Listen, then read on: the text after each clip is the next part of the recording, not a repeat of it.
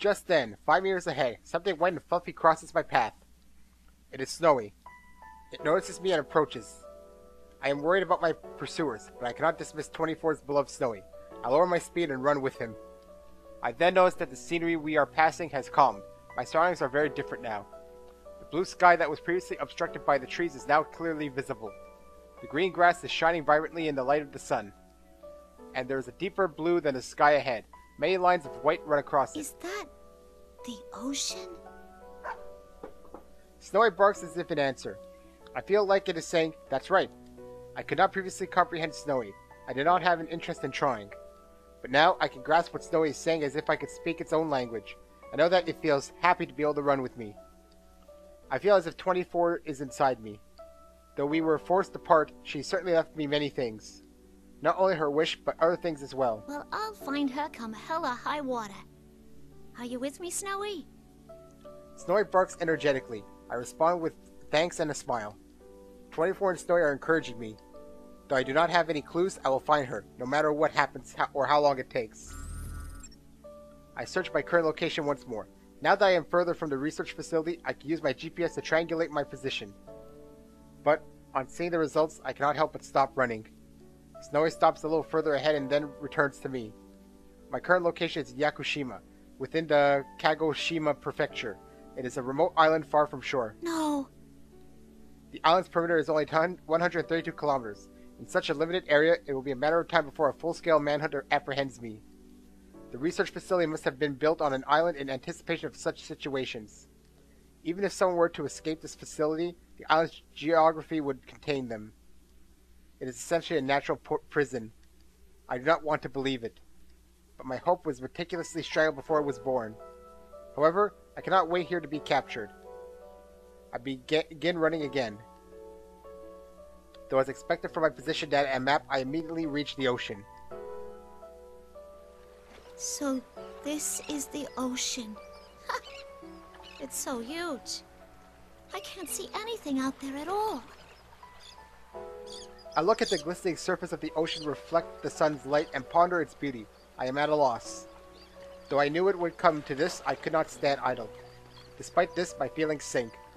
Snowy looks up at me from time to time as I stop running and begin walking. His gesture of concern forces me to smile and tell him that I am all right. The forest becomes a grove. The trees grow sparser. A blue ocean and sandy soils leading up to its spread before my eyes. I check my map again. This is not an uninhabited island. There is a means for people to come and go, but I doubt that I will be able to use those methods freely without arousing any suspicion. I gaze down at my own hand. It is completely unlike a human hand. It is an object sculpted from metal. Well, that's a problem. What should I do? My question seems to stymie Snowy. Come on, don't give me that look. Ah, well. Maybe it's my fault for getting so frustrated. Sorry, Pooch. Just as I am about to crouch and pat Snowy's head, Snowy moves as if avoiding me. Snowy? Snowy circles around behind me and growls towards the way we just came. I train my senses in that direction and sense presences in the distance. They may be keeping their distance on purpose. Since I have no firearms, they must understand that their effective range exceeds mine. Looks like they're coming. Amongst the human soldiers are a number of my sister units. Is it possible that I can convince them not to fight me? I dismiss the idea as hopeless. Though they may have awakened to their ego, after my escape, they will be under their commander's control. Even if that is not the case, they may think that their orders are absolute, just as I once did. Knowing why they're here doesn't make it any easier to deal with them. It does not seem as if they will attack at once. They must understand that I am already at the ocean and I have nowhere to escape. I do not want to surrender. But I am frustrated by my powerlessness. To be caught like this. I have my own mission to accomplish. The ocean sparkles. The periodic sound of water I once heard from afar echoes from it. As I gaze at the clear water while it ebbs and flows, a mysterious feeling rises in me. Wow. Look at that. It's beautiful. My opponents show no indication of moving. I step out onto the sand. After cataloging that sensation, I approach the pier stretching to the ocean. When I step onto it, the wooden planks creak. I can hear Snowy's light tread behind me as well. I stand at the end of the pier and look out to the ocean. I wonder if she is beyond this ocean that seems to stretch forever. The girl number 24 wanted me to meet.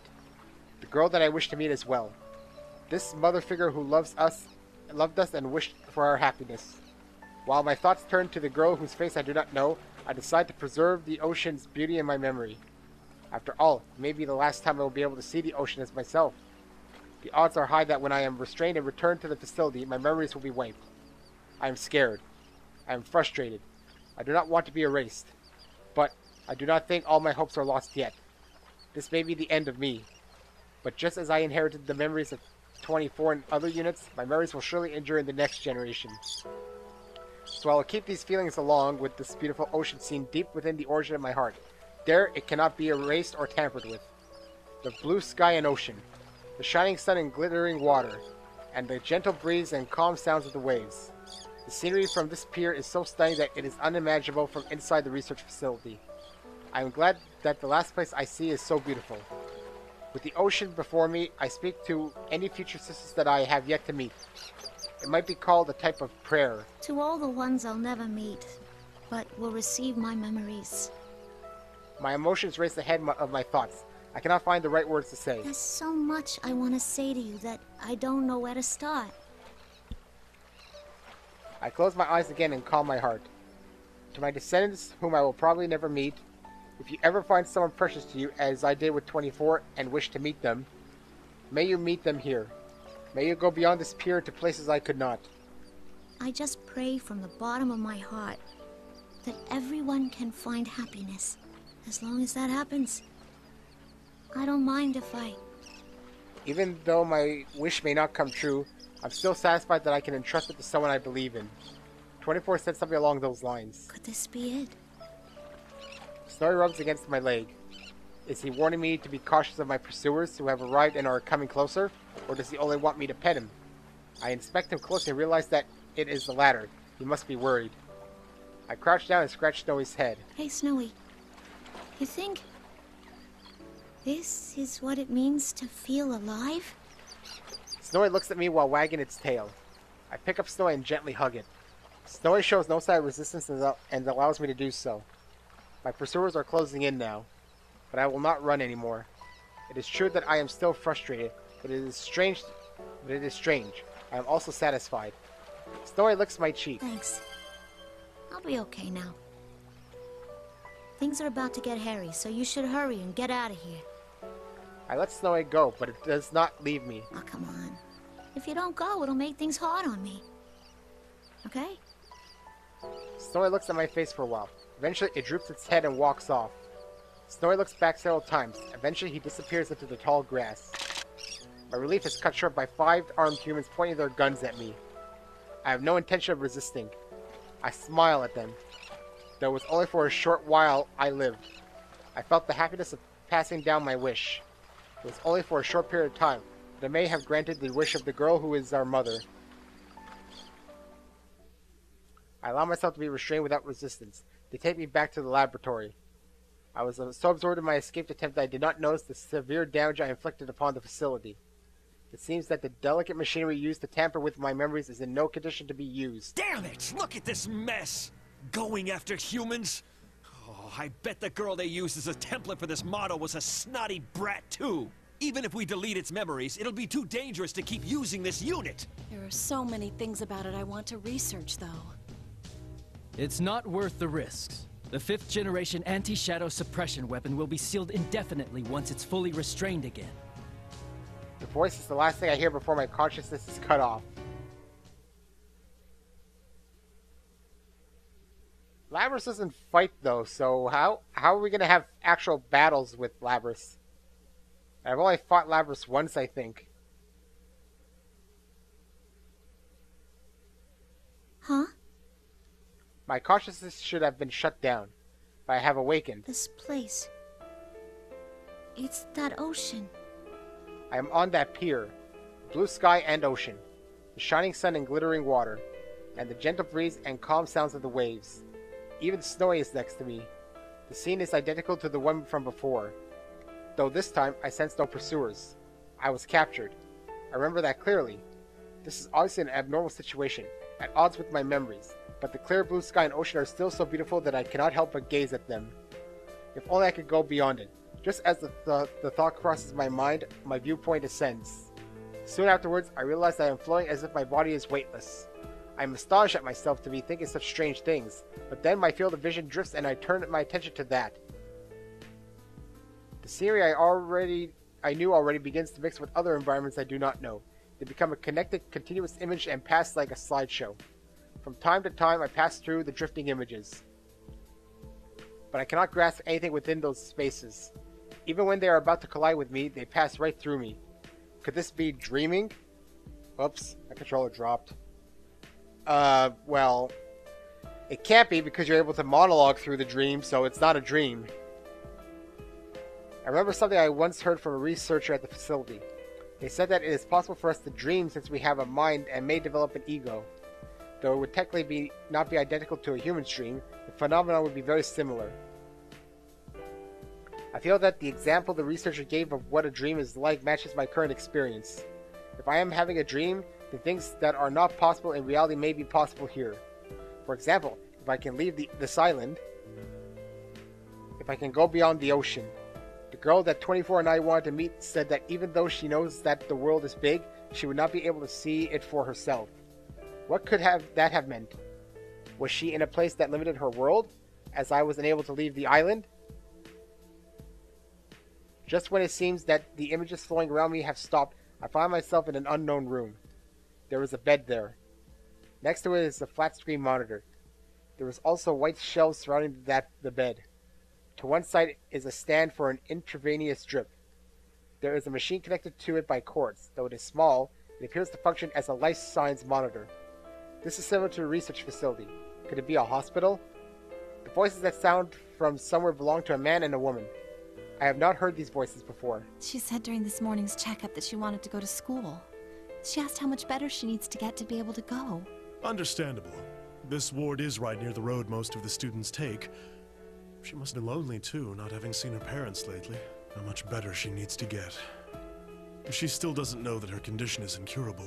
Why don't you be honest with her and tell her she won't ever be able to go? It's cruel to string her along like this. Shh, keep your voice down. The room's next door. I understand at once that these people are speaking of the girl I wish to meet. The scene feels as if it comes from my own memory. I do not doubt it at all. The girl is suffering from some kind of illness. She might be able to go outside. Oh yes, the unnamed illness that some people die from, or some people just remain weak for their entire lives. Yes, that one.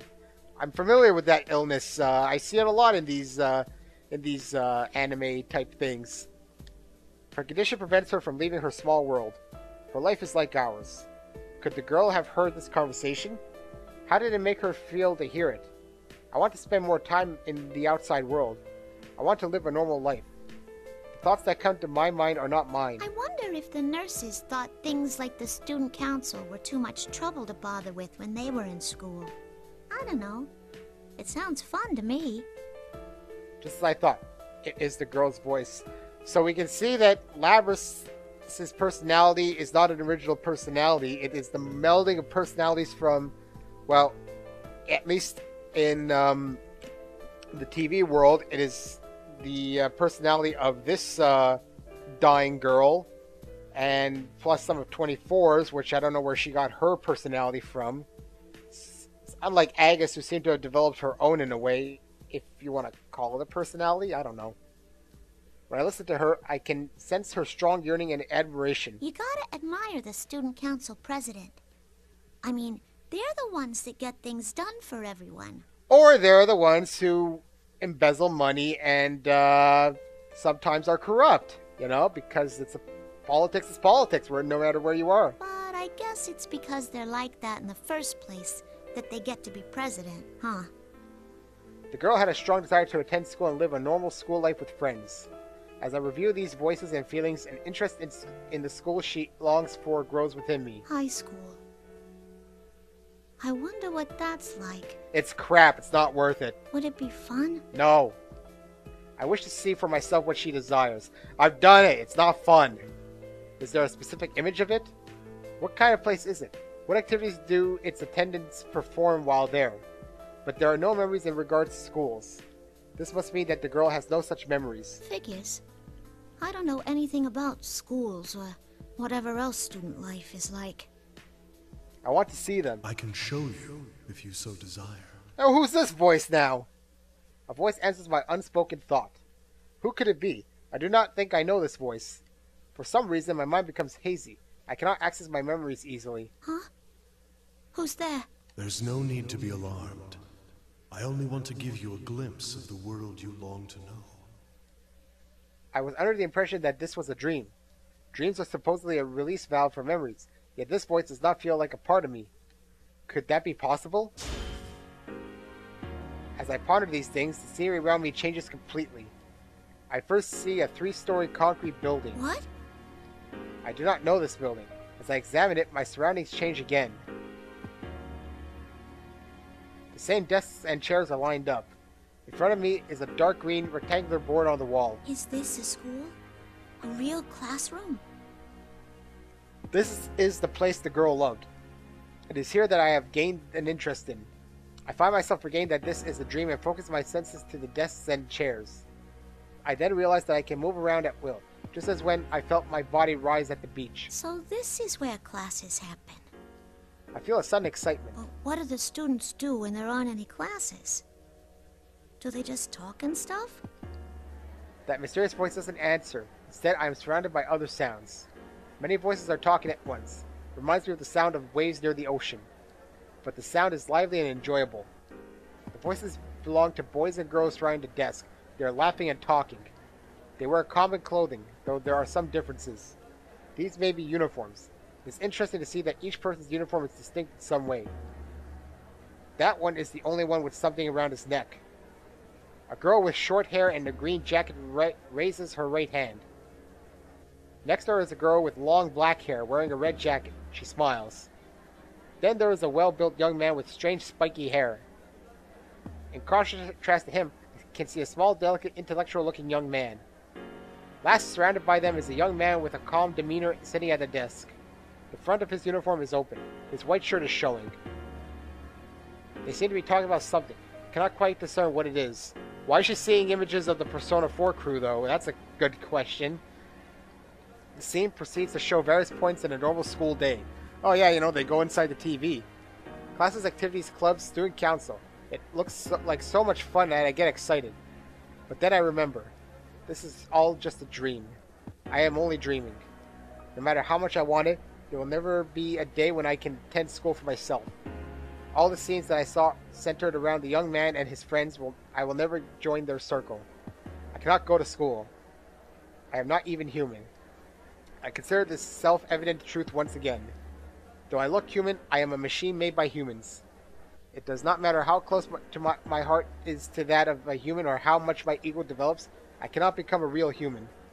This mechanical body can never be truly human.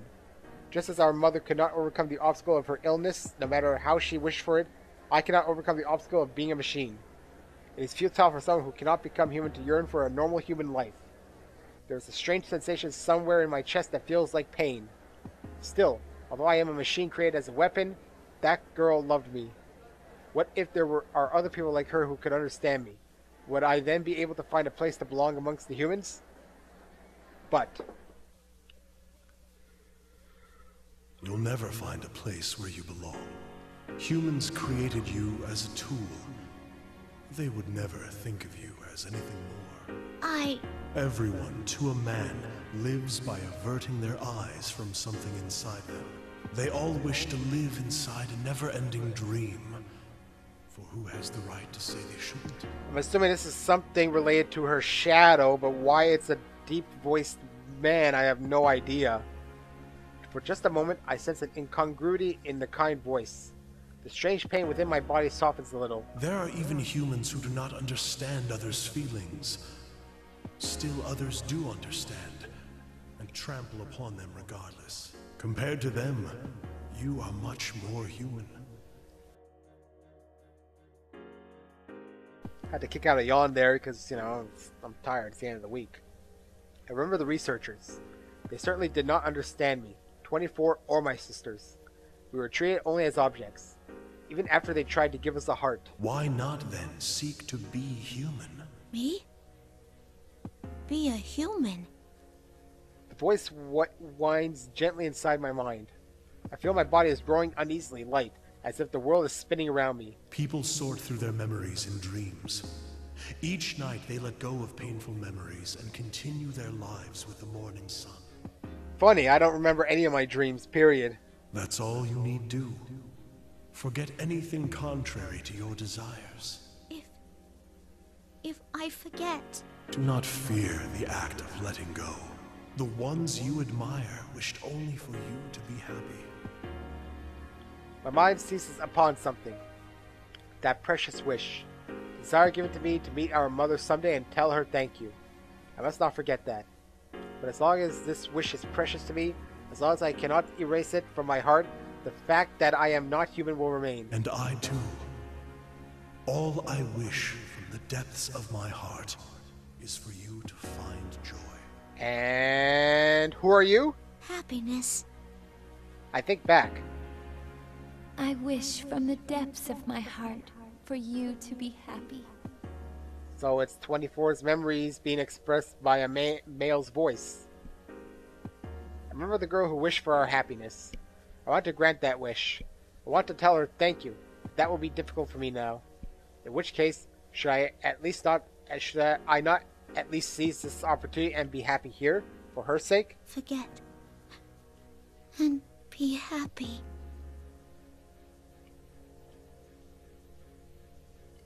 My vision goes dark. The sounds I heard fade away. I feel as if I am falling. Everything is now in readiness. Everything is? So, what are you planning? You're the one who put her into the TV somehow?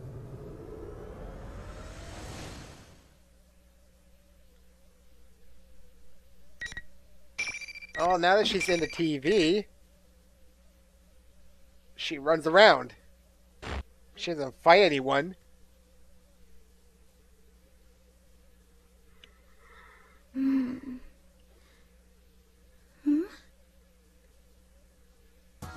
Out of my eyes, I am staring at a wood grain board.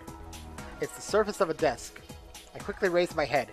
It looks like I fell asleep in class. My sleeve was pressed against my forehead while I was asleep, and the texture left a mark. Oh man, I hope no one sees this. I rub my forehead a little and look around the classroom. According to the clock on the wall, it's 3:30 in the afternoon. Yeah, no, 3:30 in the afternoon. The only thing written on the blackboard is 5/1/2012, Tuesday. Everything else is erased. I stretch out my arms. I feel a little tired, but I gotta stay focused. After all, I just got elected student council president in the elections a couple days ago. I have to keep in touch with what the people who voted for me want in a leader. Things with the student council will get pretty hectic after school. I should hurry to the student room council room. Is there anyone here other than you?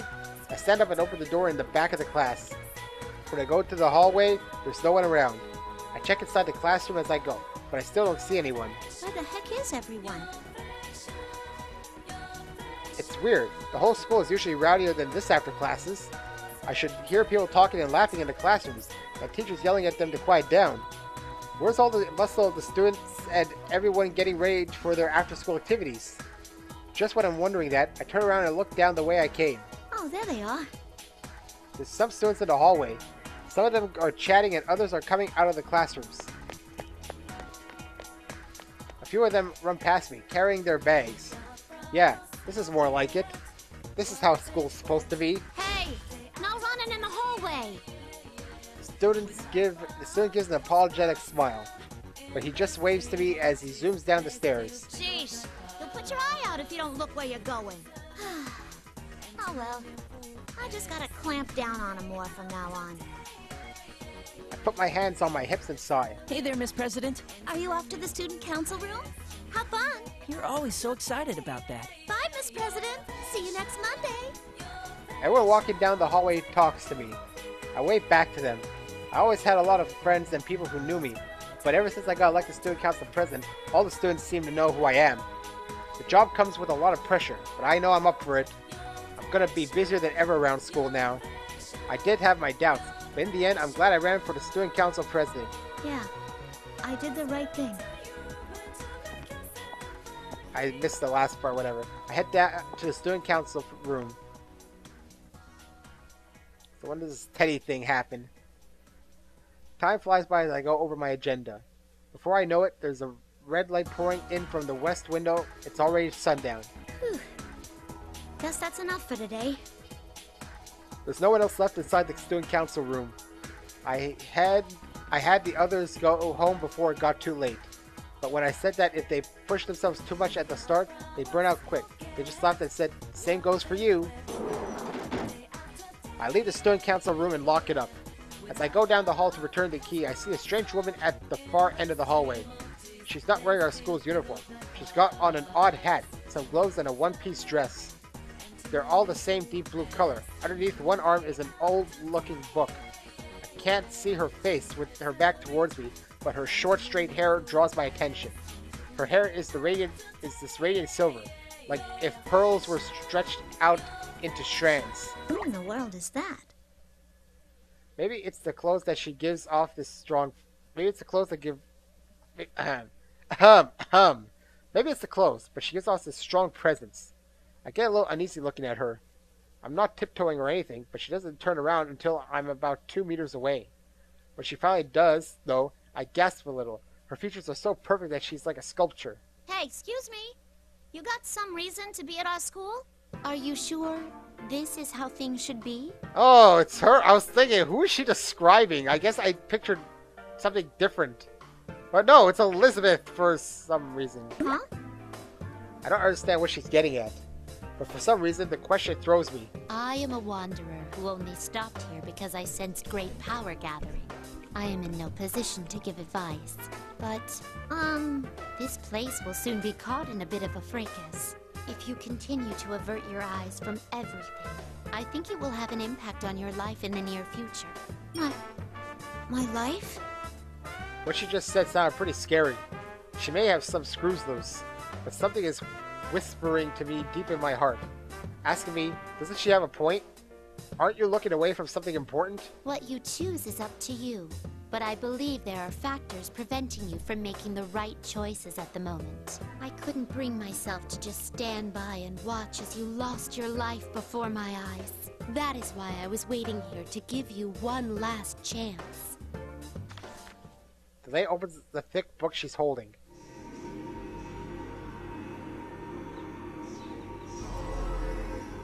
I don't know how it's doing that, but light streams from the book. It's getting stronger and stronger until I have to shield my eyes. The blind light finally begins to fade a little. I slowly open my eyes. The first thing I see should have been my arm. But what I see instead is an arm made of metal. Huh? What is this? I can't believe this awkward metal arm is mine. It's like metal plates are completely covering it. I start tugging at them to try and tear them off. It won't come off. What gives? It's not just my arms. My legs have changed too. Why are my arms and legs mechanical? My whole body even. I stare at my hands in confusion. These are my hands, alright? Part of me knows that, and I shake my head. What am I thinking? There's no way these are my hands. It's not possible. It's not. My head hurts. What is this? I will be your opponent for a short while. During that time, why not think back about who you are? Huh? My opponent? The lady takes a slightly defensive stance. And away we go. Well, she fights Elizabeth. I guess, I could have seen that coming. Not really. Well, there's our first opponent. Our only opponent. Whatever, let's just fight Elizabeth and see what happens. Okay, Labrys as a machine. First time using her too. Final. Let's see here. Got a giant swinging awkward axe, I can tell you right now. Kind of slow to use. And she's obviously a lot faster than me. You're in trouble now. See what I did with my giant axe on her? Huh. You just stop using Ryoji against me like this. Where's my special move thing? Wow, she's gonna beat me soon.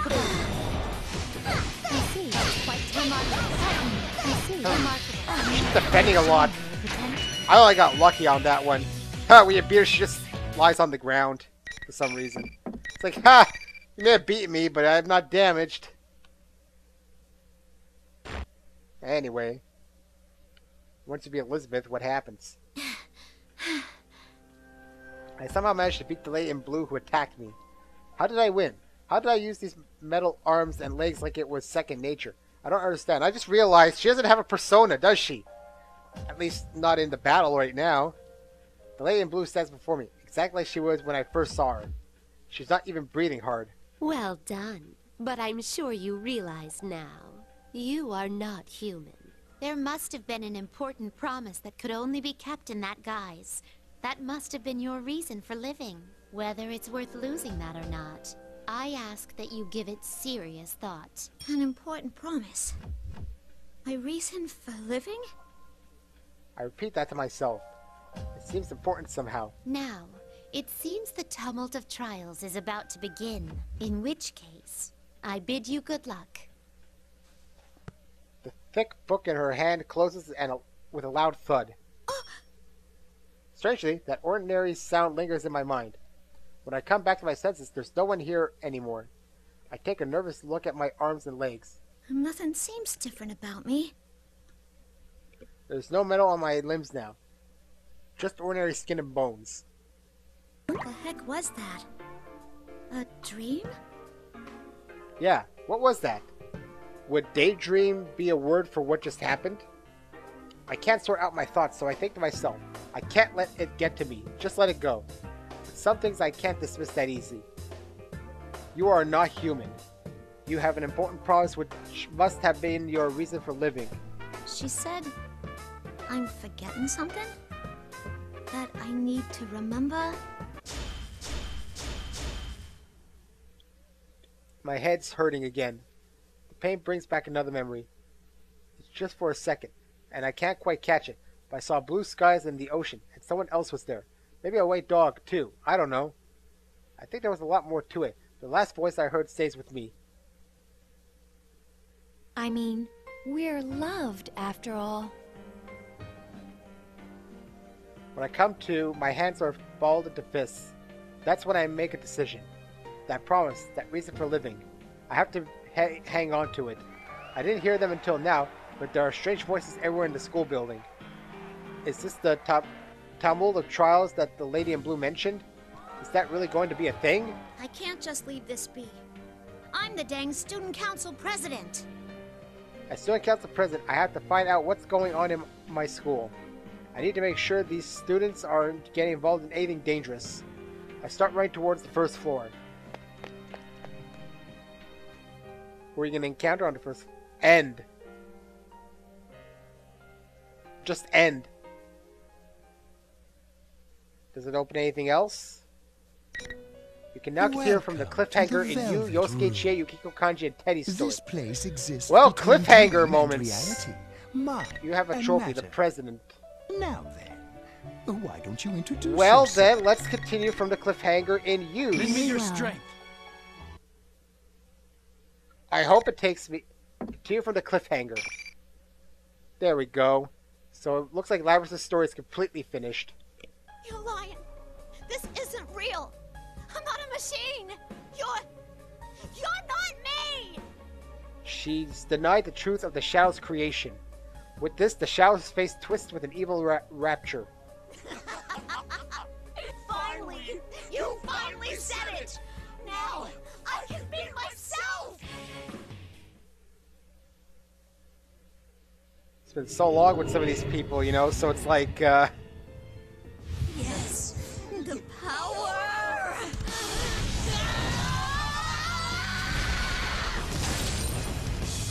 I have to remember, you know, where the cliffhangers were. Just about everyone has a freaking cliffhanger, except for Labrys. But I assume I have to open up the rest of them. I hoped I could save her before it got to this point, but that might have been impossible anyway. It's difficult enough to confront the truth, and in her case, it was accompanied by revealing the true form she'd been so desperate to hide. She is a machine, and she was forced to perform painful acts that most likely no one could ever comprehend. The truth she was avoiding wasn't just part of her personality, but her actual body itself. I can't imagine the shock she's experiencing. But now that the reality she built for herself has crumbled, I want to help her. She may be a machine, but she has a heart. Labrys has denied her past in which she was forced to fight and kill her friends, and her pain comes out in a long, echoing scream. What has to be done to a heart to cause such terrible screams? There is only one thing that we can do. We will accept who you truly are. Okay. Let's put a bookmark at Teddy. Did that make a difference, that choice? We will save Labrys. We will accept her. Accepting goes with saving, doesn't it? Shadow Labrys. Does Shadow Labrys have a persona, or just battle-axing it? That's what I'm going to find out. It's been a while since I fought as you. She has something behind her, actually. Alright, it's been a while, you.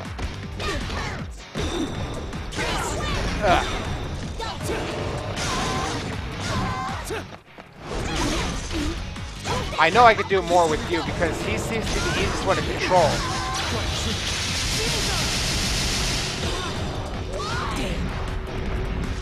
Just do it all out again and KO her. Alright, we beat Shadow Labrys. Alright, just put the bookmark here because, I mean, everything was done before the choice anyway.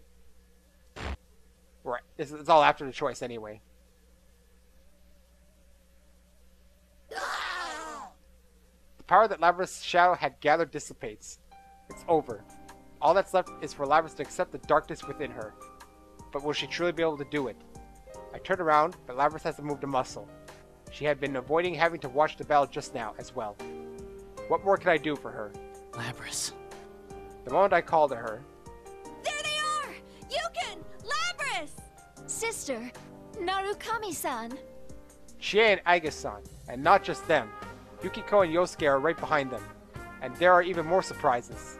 Man, as soon as that invisible wall thing disappeared, I knew you did it! We ran into Aiga-san along the way. She told us about Labrys and everything. A little late, wasn't it? If someone told me what was going on from the start, I would have... You fell into the TV when you were half asleep!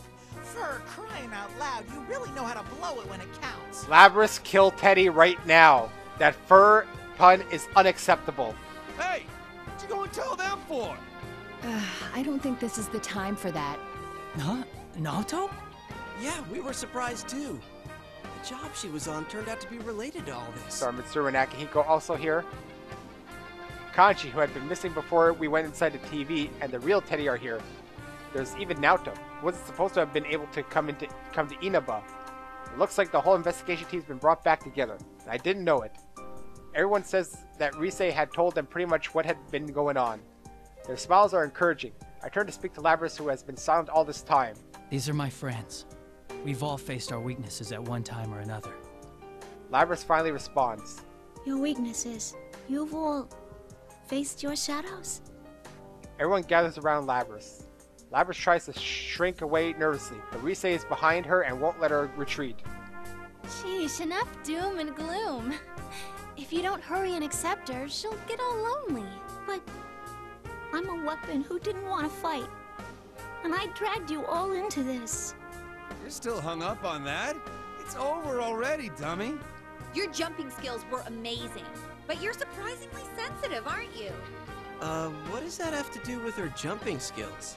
You're really cute, Labby-chan. You're so meta-luring. Are you all listening to me? Labrys needs to face her shadow now, and... This was going well at first, but now everyone's talking about different things, and we're completely off topic.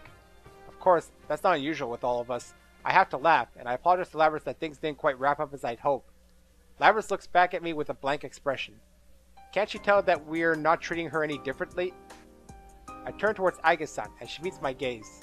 She nods silently, then stands before Labrys. She seems slightly nervous. Nice to meet you, Labrys. Or rather, sister. I am Aegis, the 7th generation anti-shadow suppression weapon. I am your successor. Labrys jerks up and looks at Aiga-san. At the same instant, Yukiko gasps in surprise. What? Excuse me, but you're... I mean, are you also... Yes. I, too, am a robot. You didn't notice that, Yukiko? It just occurred to you now? Exactly. Weren't you with her all this time, Yukiko? How did you not notice something like that? That is so like you. Once again, everyone looks towards Aiga-san and Labrys, the non-human sisters. This is not the first time we see sisters, though. I always have to bring it up, but it was an imaginary sister. I mean, this wouldn't all be so amazing if we hadn't already gone through a sort of similar situation in a way.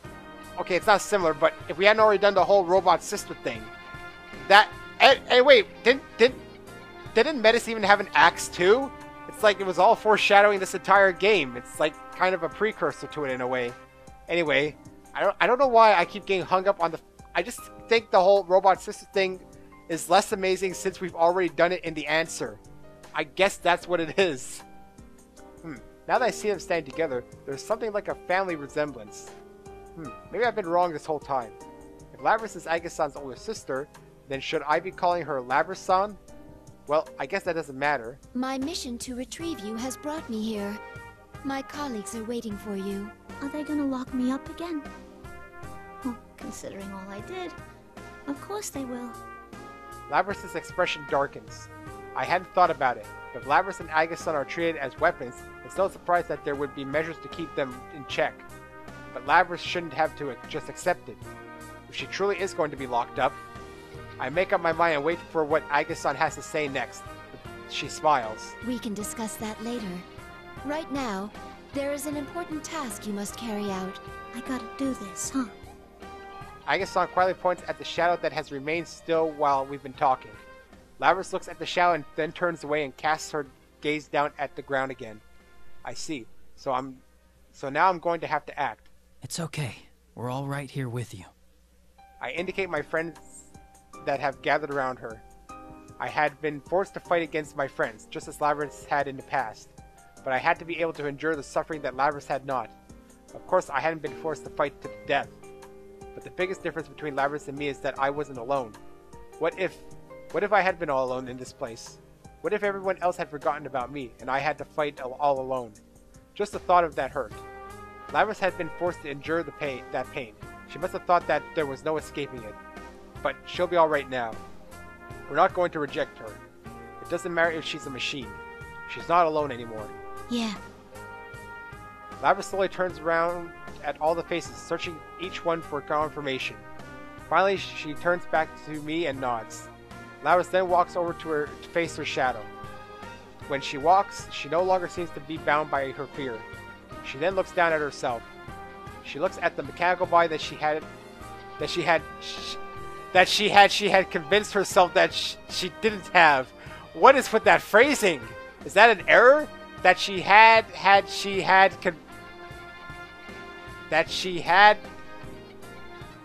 convinced herself she didn't have. That's an oddly constructed sentence. That's right. You're me. Labrys and her shadow turn to face one another and stare into each other's eyes.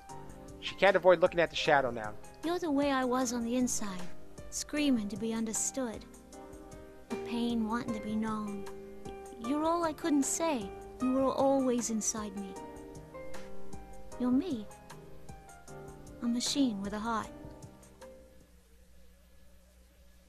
New special cutscene for the acceptance of the shadow.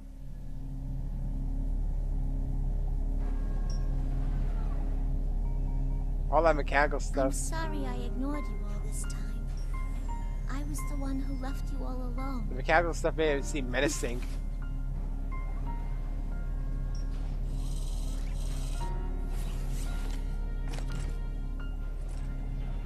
No. me, after all.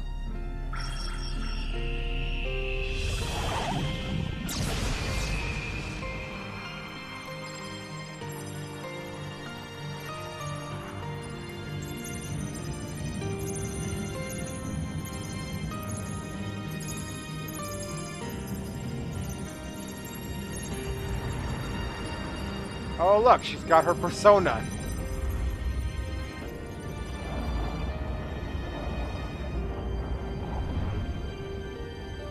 This is my persona.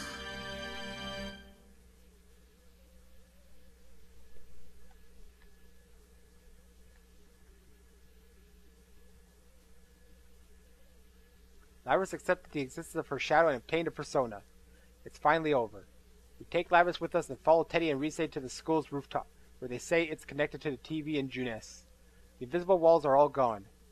Perhaps they were walls like that whenever she came from, and she drew on that in making this place. But I have the feeling she's truly been freed from those walls now. As in confirmation, Labrys is slowly warming up to us, smiling more and responding to us when we start talking to her. When we reach the rooftop, we're surprised to see that the TV world has regained the studio-like appearance that we were accustomed to. However, there are two unfamiliar faces waiting for us. Mitsuru-san, Akihiko-san. These people have overwhelmingly intense presences, but thankfully they don't seem to be enemies. The moment we see them, we tense up, but after Aga-san calls out in recognition, we learn that they are her friends. I'm Mitsuru Kirijo, Labrys' handler. A bodysuit like something out of a movie, with a fur coat on top. It's a look that doesn't really work, but her name immediately reminds me of something. The Kirijo group, and if she has the same name, she must be quite an influential person in it.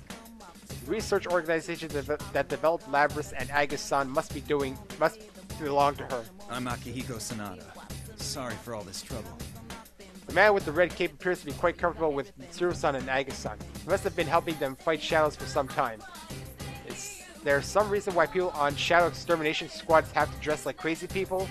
So, what's going to happen to Labrys now? Before we fully introduced each other, Yosuke asked Mitsuru-san what I've been wondering myself. I know all of us must have been worried about this, but I was waiting for a good moment to bring that up. Even Yosuke seems to have realized how out of line his question is, and he shrinks back sheepishly, as if regretting having asked the question. I know why Yosuke's worried, but why does he keep stepping on landmines like this? Well, if he's already stepped on it, we may as well wait for the smoke to clear and see if there's any answer. Well, you deserve to know. We were thinking of sealing her away again. They were thinking? Did something change their minds? Mitsuru-san turns to Labrys.